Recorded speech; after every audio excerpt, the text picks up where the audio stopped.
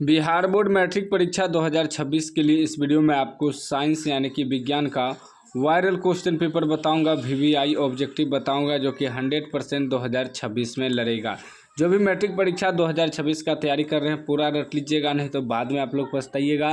देख सकते हैं सेकेंडरी स्कूल एग्जामिनेशन 2026 वार्षिक परीक्षा विषय कोड भी मिला सकते हैं, प्रश्न पत्र का नंबर भी मिला सकते हैं। बिल्कुल वायरल क्वेश्चन पेपर है सेट ऐप का, ठीक ना। चलिए, कोई भी सेट रहे प्रश्न एक ही रहता है, बस उसका नंबर अलग अलग रहता है। ऑब्जेक्टिव प्लस सब्जेक्टिव मिला के टोटल 110 प्रश्न रहेगा। 2 घंटा 45 मिनट का समय मिलेगा साइंस में और 80 मार्क्स से पूछा जाएगा, ठीक ना। चलिए, देख सकते हैं बिल्कुल वायरल क्वेश्चन पेपर है, पूरा रट लीजिएगा, नहीं तो बाद में आप लोग पछताइएगा। 1 से 80 तक प्रश्न रहेगा, मात्र आपको 40 ऑब्जेक्टिव का आंसर देना है। पहला प्रश्न कह रहा है कि किस दर्पण की फोकस दूरी चिन्हों की परिपाटी के अनुसार ऋणात्मक मानी जाती है? तो याद रखिएगा अवतल दर्पण का, ठीक ना। बी राइट आंसर हो जाएगा। चलिए, अगला प्रश्न लिख लीजिए, बिल्कुल वायरल क्वेश्चन है, पूरा रट लेना है। 2 नंबर का रहा प्रकाश का न्यूनतम तरंग दैर्ध्य है। प्रकाश का न्यूनतम तरंग दैर्ध्य 380 nm है, ठीक ना। बी राइट आंसर हो जाएगा।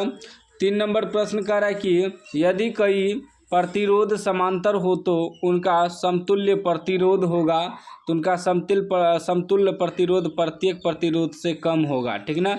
बी राइट आंसर हो जाएगा। अगला प्रश्न 4 नंबर का लघु पथन के समय परिपथ का प्रतिरोध, तो याद रखिएगा बहुत कम हो जाता है, ठीक ना। बी राइट आंसर हो जाएगा।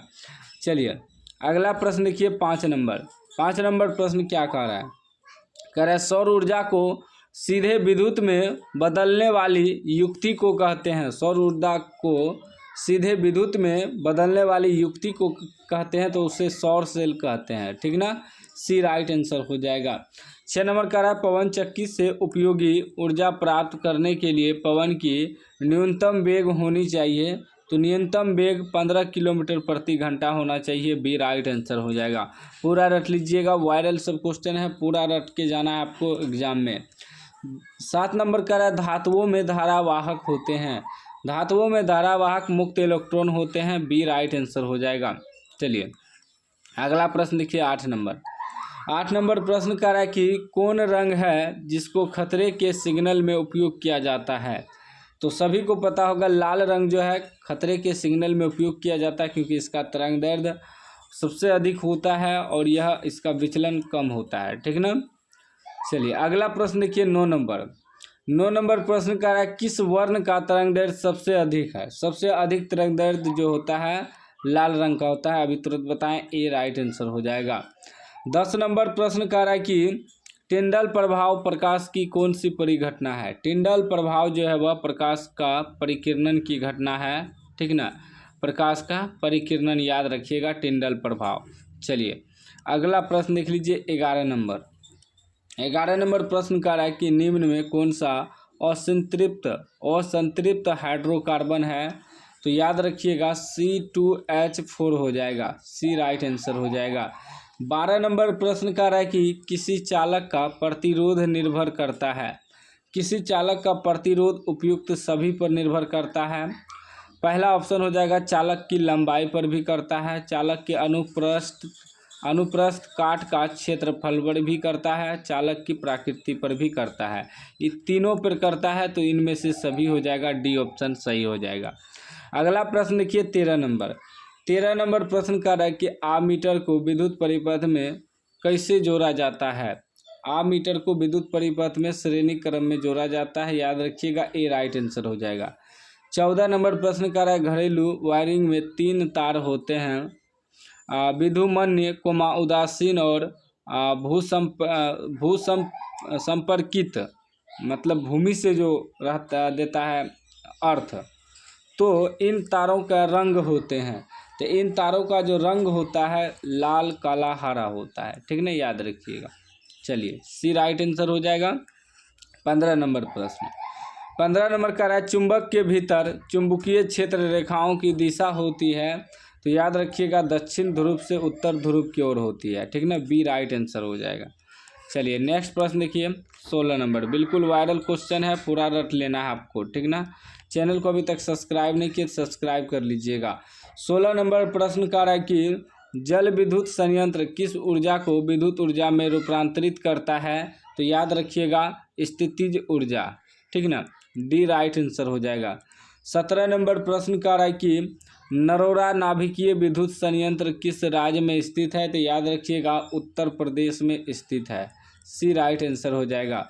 18 नंबर प्रश्न का रहा है कि गोलीय दर्पण की वक्रता त्रिज्या 40 सेमी हो तो उसकी फोकस दूरी होगी, तो उसकी फोकस दूरी 20 सीएम हो जाएगा, आधा हो जाएगा, ठीक ना। चलिए अगला प्रश्न देखिए 19 नंबर। 19 नंबर प्रश्न क्या कह रहा है कि आवर्धन का ऋणात्मक मान बताता है कि वस्तु के सापेक्ष प्रतिबिंब उल्टा है, ये राइट आंसर हो जाएगा। 20 नंबर प्रश्न कह रहा है कि ऊर्जा के सभी रूप में अनंत स्रोत किसे माना जाता है? तो अनंत स्रोत सूर्य को माना जाता है, सी राइट आंसर हो जाएगा। यह ऊर्जा कभी खत्म नहीं होगा, ठीक ना। 21 नंबर प्रश्न कह रहा है कि प्रकाश तरंगे होती है तो विद्युत चुंबकीय तरंग, ठीक ना, बी राइट आंसर हो जाएगा। 22 नंबर प्रश्न कह रहा है कि निम्नलिखित में से कौन सा बुझा हुआ चूना है? बुझा हुआ चूना आपका हो जाएगा CaOH2, ठीक ना, बी राइट आंसर हो जाएगा। 23 नंबर प्रश्न कह रहा है कि चीनी का रासायनिक सूत्र क्या है? चीनी का रासायनिक सूत्र C12H22O11 हो जाएगा, सी राइट आंसर हो जाएगा। चलिए अगला प्रश्न देखिए 24 नंबर। 24 नंबर कह रहा है विद्युत फ्यूज काम करता है। विद्युत फ्यूज जो है वह धारा के ऊष्मीय प्रभाव पर काम करता है, ए राइट आंसर हो जाएगा। 25 नंबर प्रश्न कह रहा है यदि किसी नरम लोहे को धारावाही कुंडली के गर्भ में रख दिया जाए तो क्या बनता है?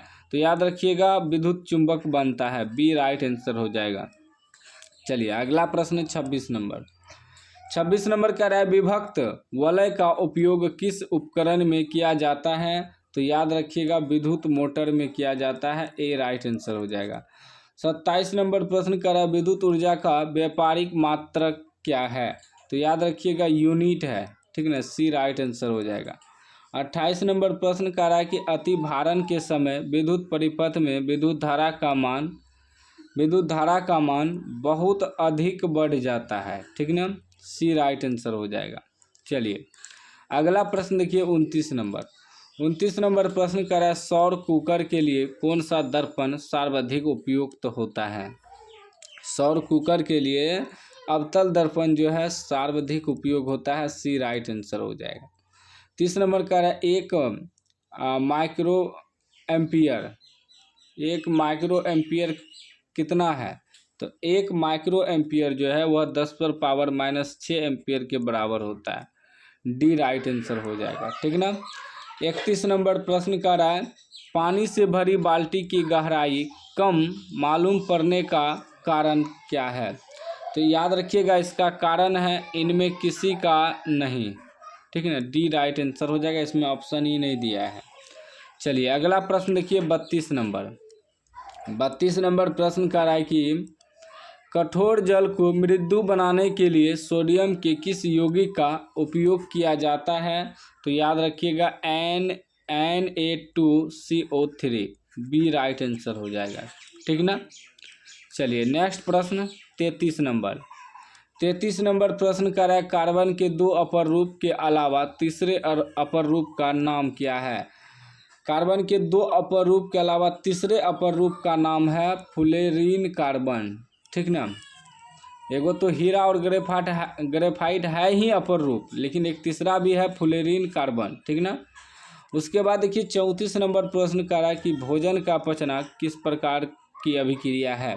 भोजन का पचना वियोजन अभिक्रिया है, याद रखिएगा, सी राइट आंसर हो जाएगा। 35 नंबर प्रश्न कर रहा है कौन सी गैस वैश्विक ऊष्मन के लिए उत्तरदायी है? तो याद रखिएगा CO2, ए राइट आंसर हो जाएगा। चलिए अगला प्रश्न देखिए 36 नंबर। 36 नंबर कह रहा है निम्न में कौन सा स्वच्छ ऊर्जा स्रोत है? निम्न में से कौन सा स्वच्छ ऊर्जा स्रोत है? तो प्राकृतिक गैस, याद रखिएगा, सी राइट आंसर हो जाएगा। 37 नंबर प्रश्न कह रहा है लेड नाइट्रेट चूर्ण को एक परख नली में लेकर गर्म करने पर भूरे रंग का धुआं उत्सर्जित होता है, यह धुआं नाइट्रोजन डाइऑक्साइड का है, ठीक है ना, बी राइट आंसर हो जाएगा। चलिए अगला प्रश्न देखिए 38 नंबर। 38 नंबर कह रहा है कि निम्न में कौन अवकारक है। अवकारक आपका H2 हो जाएगा, ए राइट आंसर हो जाएगा। 39 नंबर प्रश्न कर रहा है कि जठर रस का पीएच मान लगभग, जठर रस जो है उसका पीएच मान कितना होता है, लगभग 1.2 है, ये राइट आंसर हो जाएगा। 40 नंबर प्रश्न कर रहा है पीतल किसका उदाहरण है। पीतल जो है मिश्र धातु का उदाहरण है, सी राइट आंसर हो जाएगा। 41 नंबर प्रश्न कर रहा है कि निम्नलिखित में किस धातु पर वायु का प्रभाव नहीं पड़ता है। तो याद रखिएगा सोडियम पर वायु का प्रभाव नहीं पड़ता है, बी राइट आंसर हो जाएगा। अगला प्रश्न 42 नंबर। 42 नंबर कह रहा है निम्नलिखित में पीएच का कौन सा मान क्षारक विलयन का मान देता है। तो याद रखिएगा 13 जो है क्षारक विलयन का मान देता है। उसके बाद देखिए 43 नंबर प्रश्न कह रहा है कि वर्ग आई के तत्व कहलाते हैं। वर्ग आई के तत्व क्षारीय धातु कहलाते हैं, बी राइट आंसर हो जाएगा। 44 नंबर प्रश्न कह रहा है ओ धातु के ऑक्साइड जल में घुलकर बनाता है, तो वह अम्ल बनाता है, ए राइट आंसर हो जाएगा। चलिए अगला प्रश्न 45 नंबर। 45 नंबर कह रहा है बॉक्साइड निम्नलिखित में किस धातु का अयस्क है। बॉक्साइड जो वह एल्यूमिनियम धातु का अयस्क है, सी राइट आंसर हो जाएगा। 46 नंबर प्रश्न कर रहा है कि एथनॉल सोडियम से अभिक्रिया कर कौन सा गैस बनाता है। तो याद रखिएगा H2 गैस बनाता है, ए राइट आंसर हो जाएगा। 47 नंबर प्रश्न कर रहा है कि सोडियम जिंकेट का रासायनिक सूत्र क्या है। सोडियम जिंकेट का रासायनिक सूत्र है Na2ZNO2, ठीक है ना, डी राइट आंसर हो जाएगा। अगला प्रश्न 48 नंबर। 48 नंबर कह रहा है अक्रिय तत्व कौन है। अक्रिय तत्व आपका He हो जाएगा, बी राइट आंसर हो जाएगा। 69 नंबर प्रश्न कर रहा है सिरका में निम्न में कौन सा अम्ल पाया जाता है। सिरका में एसिटिक अम्ल पाया जाता है, डी राइट आंसर हो जाएगा। 50 नंबर प्रश्न कर रहा है CNG का पूरा नाम है। CNG का पूरा नाम है संपीड़ित प्राकृतिक गैस, ठीक है ना, संपीड़ित प्राकृतिक गैस, बी राइट आंसर हो जाएगा। उसके बाद देखिए 51 नंबर प्रश्न कर रहा है कि निम्नलिखित में कौन सहसंयोजी यौगिक है। सहसंयोजी यौगिक आपका CH4 हो जाएगा, ए राइट आंसर हो जाएगा। 52 नंबर प्रश्न कर रहा है मानव में बुद्धि एवं चतुराई का केंद्र है, तो वह है सेरिब्रम, ठीक है ना, बी राइट ए राइट आंसर हो जाएगा। 53 नंबर कर रहा है किशोरावस्था में होने वाले परिवर्तन को क्या कहते हैं। तो इसे कहते हैं प्यूबर्टी कहते हैं, प्यूबर्टी। उसके बाद देखिए 54 नंबर प्रश्न कर रहा है कीटों के पंख और चमगादड़ के पंख किस तरह के अंग हैं। तो वह समजात अंग हैं, ए राइट आंसर हो जाएगा। अगला प्रश्न 55 नंबर। 55 कर रहा है नेफ्रॉन पाया जाता है। नेफ्रॉन वृक्क में पाया जाता है, ए राइट आंसर हो जाएगा। 56 नंबर प्रश्न कर रहा है कि ईस्ट में जनन होता है। ईस्ट में जनन होता है मुकुलन द्वारा, डी राइट आंसर हो जाएगा। 57 नंबर प्रश्न कर रहा है कि यूरिया का निर्माण होता है। यूरिया का निर्माण यकृत में होता है, बी राइट आंसर हो जाएगा। चलिए अगला प्रश्न 58 नंबर। 58 नंबर कर रहा है निम्नलिखित में कौन सा घटक हमारे शरीर के लिए आवश्यक है। तो याद रखिएगा इनमें से सभी हो जाएगा, विटामिन भी हो जाएगा, खनिज भी हो जाएगा, पोषक तत्व भी हो जाएगा, ठीक ना। 59 नंबर प्रश्न कर रहा है ऑक्सीजन का वाहक कौन है। ऑक्सीजन का वाहक है RBC, सी राइट आंसर हो जाएगा। 60 नंबर कर रहा है घटपर्णी एक उदाहरण है। एक उदाहरण है कीट भक्षी पादप का, ठीक है ना, ए राइट आंसर हो जाएगा। चलिए अगला प्रश्न देखिए 61 नंबर। 61 नंबर का है तापमान, वर्षा तथा पवन पर्यावरण के कैसे कारक हैं। तो भौतिक कारक हैं, याद रखिएगा, बी राइट आंसर हो जाएगा। 62 नंबर प्रश्न का है कौन सी बीमारी श्वसन तंत्र से संबंधित है।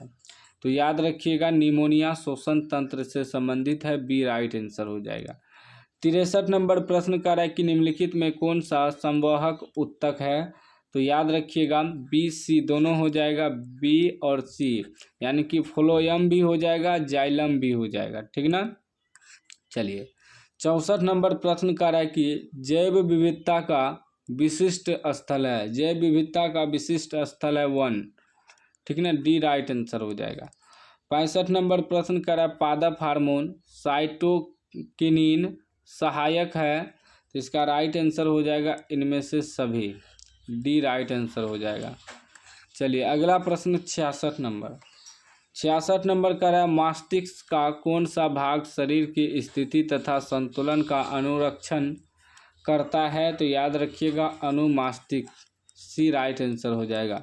67 नंबर प्रश्न कर रहा है प्रयोगशाला में संश्लेषित पहला कार्बनिक यौगिक है, तो राइट आंसर हो जाएगा NH2CO NH2, सी राइट आंसर हो जाएगा।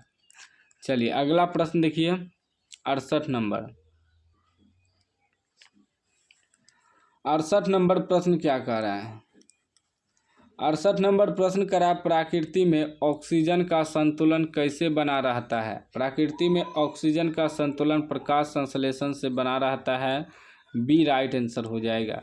69 नंबर प्रश्न करा है ओजोन के एक अणु में कितने परमाणु है? ओजोन के एक अणु में 3 परमाणु है, सी राइट आंसर हो जाएगा। 70 नंबर प्रश्न करा है कि हीमोग्लोबिन की कमी से क्या होता है? हीमोग्लोबिन की कमी से एनीमिया होता है, ए राइट आंसर हो जाएगा। अगला प्रश्न देखिए 71 नंबर। 71 का रहा रेजिन एवं गोंद कहाँ संचित रहता है? तो याद रखिएगा पुराने जाइलम में, डी राइट आंसर हो जाएगा। 72 नंबर प्रश्न का रहा है कि निम्नलिखित में किसे रक्त बैंक के नाम से जाना जाता है? तो रक्त बैंक के नाम से प्लाहिया को जाना जाता है, बी राइट आंसर हो जाएगा। 73 नंबर का है हृदय के वैषमों का शिथिलन कहलाता है, तो डायस्टोल कहलाता है, बी राइट आंसर हो जाएगा। अगला प्रश्न देखिए 74 नंबर। 74 का है टेस्टोस्टेरोन स्त्रावित होता है, तो वृषण में स्त्रावित होता है, ए राइट आंसर हो जाएगा। 75 नंबर का है हमारे शरीर में विभिन्न जैविक कार्यों का नियंत्रण होता है, तो तंत्रिका एवं रसायनों दोनों के द्वारा होता है, सी राइट आंसर हो जाएगा। 76 नंबर प्रश्न का है कि कवक में पोषण की कौन सी विधि है?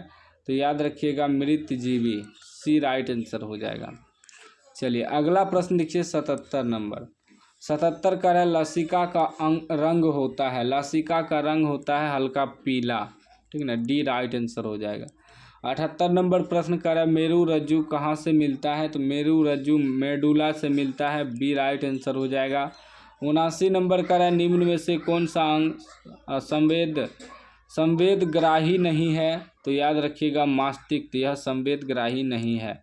80 नंबर प्रश्न कर रहा है कि बीज विकसित होता है, तो बीजांड में विकसित होता है, बी राइट आंसर हो जाएगा। तो इस वीडियो में मैंने आपको साइंस का 80 में 80 वायरल ऑब्जेक्टिव बता दिया है। जो भी छात्र इस वीडियो को पूरा देखे हैं चैनल को सब्सक्राइब कर लीजिएगा और अपना नाम कमेंट बॉक्स में ज़रूर लिखिएगा। किस जिला से देख रहे हैं कमेंट ज़रूर करिएगा।